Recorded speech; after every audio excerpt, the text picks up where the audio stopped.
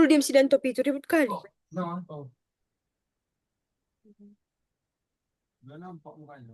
Selamat malam buat kita semua. Pada kesempatan kali ini kami akan menjelaskan untuk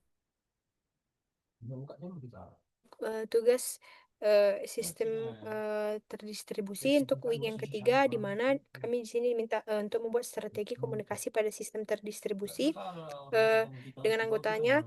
Ada saya sendiri dengan NIM 11S23017, atas nama Sifra Tambun, Aron Nutapea dengan NIM 17 23022, dan Christian Rapel dengan NIM 11S23031.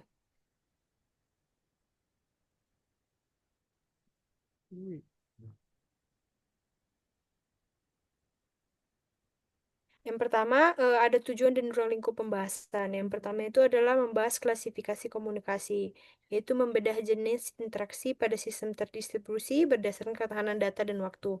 Yang kedua itu ada studi kasus, itu mengidentifikasi aplikasi nyata untuk setiap pola komunikasi dalam industri. Yang ketiga itu ada infrastruktur, yaitu mengenal ekosistem message broker modern di luar solusi standar seperti RabbitMQ.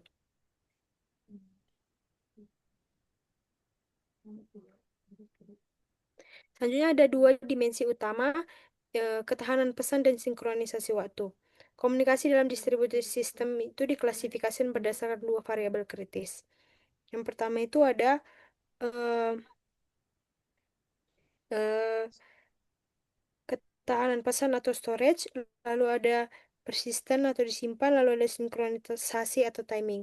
Nah, untuk ketahanan pesan atau storage itu dia itu terbagi dua. Yang pertama itu ada sinkronus atau menunggu, yaitu pengirim menunggu respon, dan transien atau sementara, di mana pesan itu bakal hilang kalau misalnya dia nggak segera diterima. Untuk persisten atau disimpan, yaitu pesan disimpan sampai dia diambil.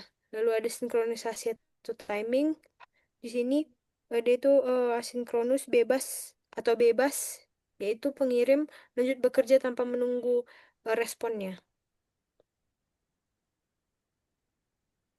Yang pertama itu ada persistent asynchronous, yaitu pengirim pesan tanpa menunggu penerimanya aktif. Untuk definisinya sendiri, pesan itu disimpan oleh middleware sampai berhasil diterima. Pengirim itu nggak perlu menunggu untuk respon dari penerima, itu nggak harus aktif saat pengiriman terjadi. Contoh kasusnya itu adalah email, di mana untuk email atau SMPT itu dia itu pesan disimpan di mail server sampai pengguna membuka inboxnya. Yaitu lalu ada e-commerce queue, di mana pesan disimpan dalam antrian hingga diproses oleh service inventory.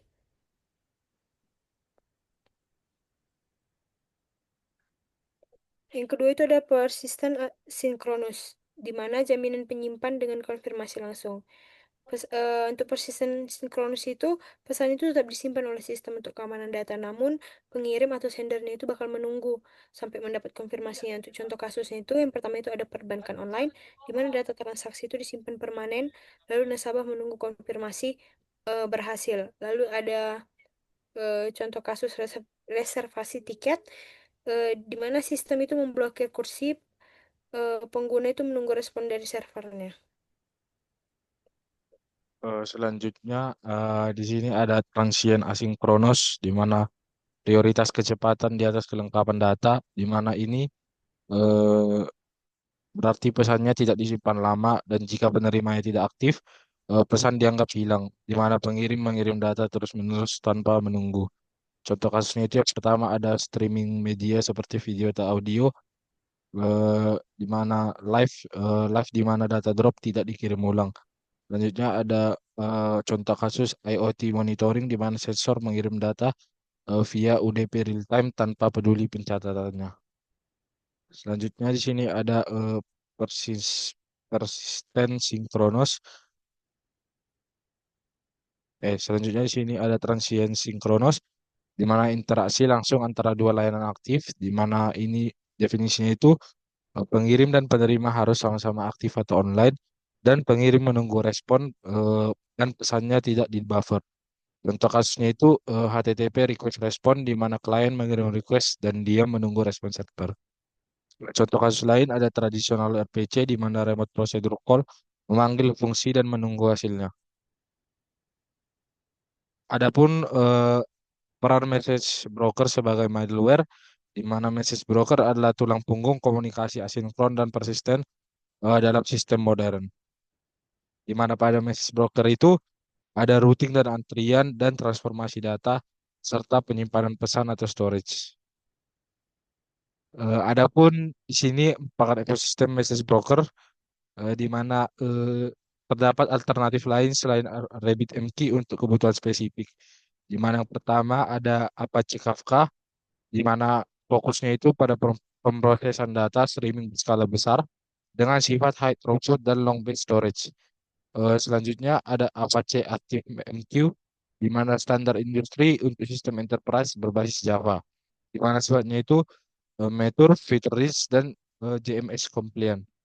Yang terakhir ada Amazon SQS, di mana layanan fully managed berbasis AWS dengan sifat serverless, scalable, dan cocok untuk microservice di cloud. Kesimpulannya itu eh, dirangkum di sini untuk penyimpanan, pilih persisten untuk data kritis, dan transient untuk kecepatan real time. Untuk waktunya, pilih sinkronos untuk konfirmasi instan dan asinkronos untuk decoupling sistem. Untuk infrastrukturnya, Matrix Broker vital untuk keandalan sistem asinkron. Demikian presentasi kami. Terima kasih.